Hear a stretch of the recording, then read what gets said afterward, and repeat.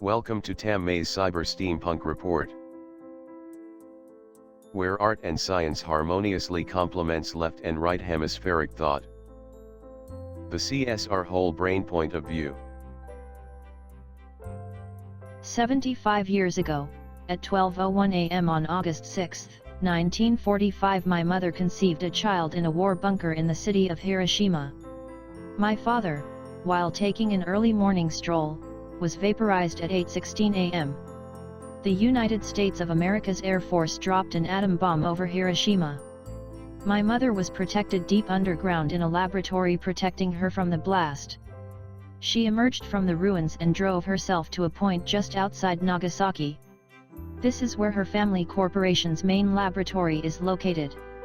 The second bomb was dropped on Nagasaki on the 9th of August, the day after my mother arrived. The two nuclear weapons killed approximately 355,000 humans, the majority being civilians.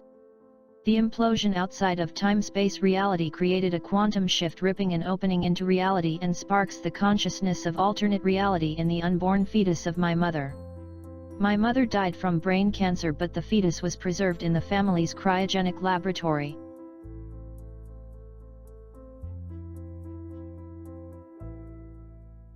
The United States Manhattan Project manufactured two kinds of nuclear bombs.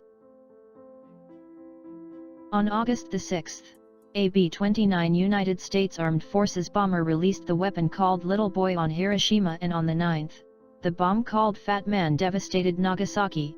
Japan surrendered on August 15, 1945.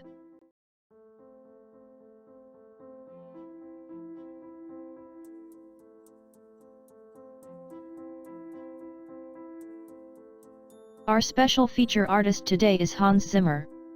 I, Tame, am excited to introduce you to an artist whose artwork is very dear to my heart. I never knew my parents as described in the previous report. My father, Sir Anderson, came from a long line of noble knights from the area of London, and my mother came from the Minamoto samurai clan. Gazing at Hans' art, I may imagine my parents contributing to bringing about a more peaceful world and how they honored their ancestral heritage.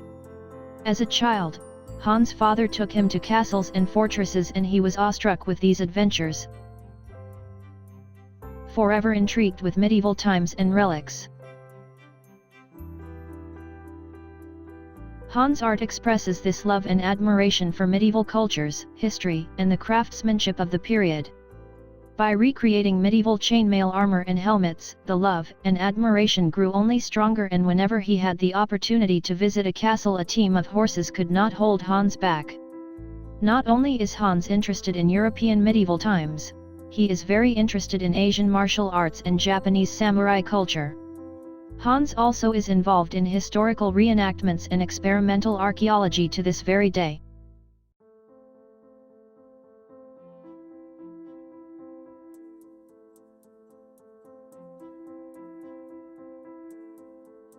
Verrocchio's workshop is pleased to announce the upcoming release of its first major film free to the public in standard resolution format. The art engineer known as Drew spent several years researching and developing this film, often using low-cost and in most cases software that is known as freeware. The film is entitled A Walk Through the Mind's Eye. The film has no dialogue and communicates using hundreds of hand-drawn and hand-painted traditional original works of art. The hybridization of traditional art, digital coloration, digital animation, and beautiful music tells a story of two beings called Eve and Lilith, two very different individuals whose characters develop throughout the film.